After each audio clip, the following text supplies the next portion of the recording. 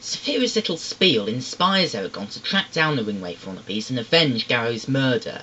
While sneaking around town making preparations for his quest, he bumps into Brom, who reveals that he knew about Saphira all along, having recognised the symbol burned into Eragon's palm, and wants to accompany him on the upcoming journey.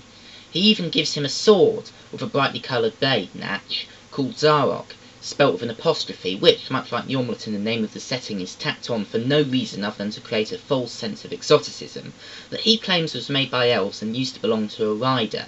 I think it's worth bearing in mind at this point that the fact that Brom is an ex-dragon rider is supposed to be a secret. In case you're wondering, no, I do not take any shame whatsoever in just having spoiled a major quote-unquote twist, because I know that for most of you, common sense has already beaten me to it, and if it hasn't, well, you probably don't have any. Oh, and another thing, that sword, it's 3.5 feet long, and yet Eragon wields it with ease, single-handedly. I shit you not. A 15-year-old boy wields a 3.5-foot blade in one hand with ease.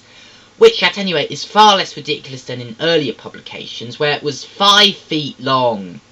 Yes, I know exactly what you're thinking. I'm not even going to bother with that joke, because it practically writes itself. Just remember that, in addition to riding a huge dragon and wielding a huge sword, Eragon has been stated by the author to be partially based on himself.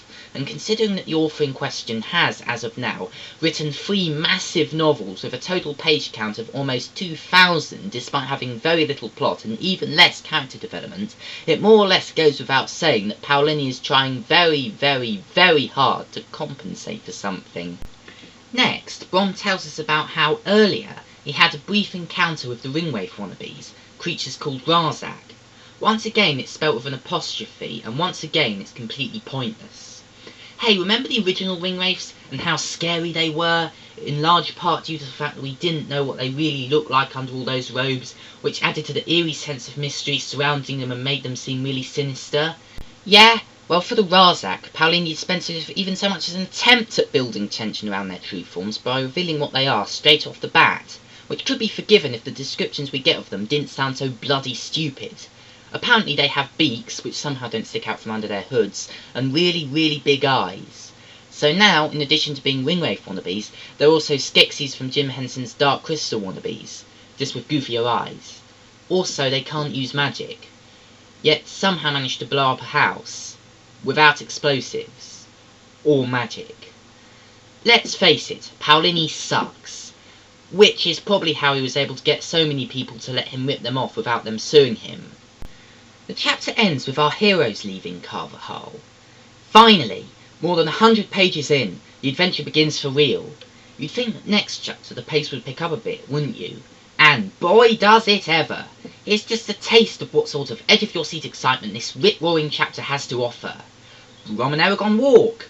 Brom delivers some exposition, in the dullest, flattest way possible. Then they camp down for the night. Then spar, also in the dullest, flattest way possible. Brom kicks Eragon's ass. Hooray! They spar again. And Brom kicks Eragon's ass. Again! Double hooray! Which leads to this, shall we say, somewhat awkward line. When they finished, Eragon flopped on his blankets and groaned. He hurt everywhere. Brom had not been gentle with his stick. Yeah, that doesn't sound suspicious in the slightest. Homoeroticism? What homoeroticism? I don't see anything gay at all in Eragon and Brom. I'm sure their relationship is nothing more than a completely wholesome mentor-student dynamic without any ephebophilic undertones whatsoever. Just like, say, Batman and Robin. Okay, bad example. Honestly, the innuendo and Freudian subtext here is so blatant at times, it makes me wonder why this book isn't called The Dragon Riders of Porn. Next morning, they walk some more.